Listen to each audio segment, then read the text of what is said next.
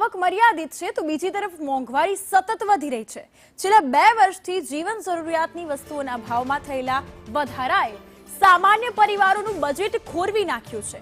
અમરેલીના સાવરકુંડલામાં સંદેશ ન્યૂઝની ટીમ જ્યારે પહોંચી મોંઘવારીને લઈને રિયાલિટી ચેક કરવામાં આવ્યું, જેમાં ગૃહિણીઓએ પોતાની મનની વ્યથા જે છે તે વ્યક્ત કરી છે। મહિલાઓના જણાવ્યા પ્રમાણે અનાજ, ઘઉં, લોટ, ખાદ્ય તેલ, સાબુ સહિત તમામ દૈનિક વપરાશની જે ચીજ વસ્તુઓ છે તેમાં 50 રૂપિયાથી 500 રૂપિયા સુધીનો વધારો નોંધાયો છે।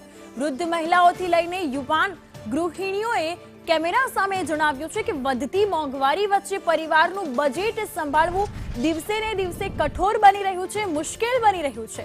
રસોડાના ખર્ચમાં સતત વધારો થતા ઘર ચલાવવું હવે પડકારરૂપ બન્યું છે। હવે મોંઘવારી પર કાબુ મેળવવા સરકાર શું પગલાં ભરે છે તેના પર સામાન્ય લોકોની નજર મંડાઈ છે।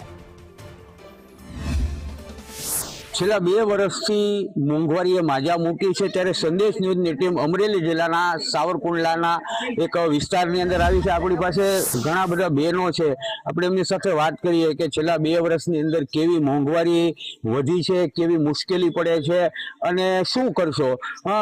મોંઘવારી વધી છે છેલ્લા 2 વર્ષની અંદર, કેવી મુશ્કેલી છે? બહુ મુશ્કેલી પડે છે, દરેકના ભાવ વધતા જાય છે। જે 5-10 નું મળતું હતું એ વધારે મળવા માંડ્યું, એટલે બહેનોને થોડીક તકલીફ પડે છે। બહુ મુશ્કેલી પડે છે। ચાર, બાજરો, ઘઉં, ચોખામાં બધામાં વધારો આવે છે ને માહને બહુ તકલીફ મુકાણી છે। ને જેમ બને એમ તમે માણસ ઉપર દયા કે ભાવ વધારો, કૃપા વરહાવો, માતાજીની દયા ને બધાની શાંતિ થાય એવી કૃપા વરહાવો।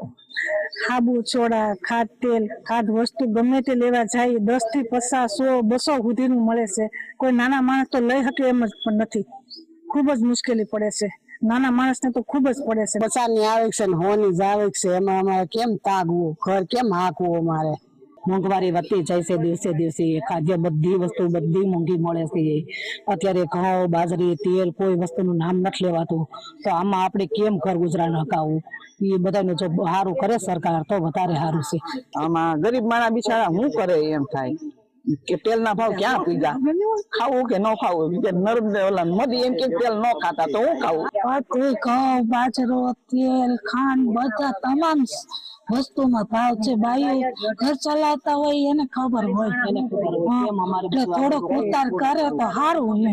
ખાસ કરીને ઘર વપરાશની ઘઉં, લોટ, બધી જ વસ્તુમાં ભાવ વધારે છે। મહિલાઓનો એક આક્રોશ અને બજેટ ખોરવાયું છે, તે બાબતની સાવરકુંડલાની સોસાયટીની મહિલાઓએ પોતાની વેદનાઓ ઠાલવી।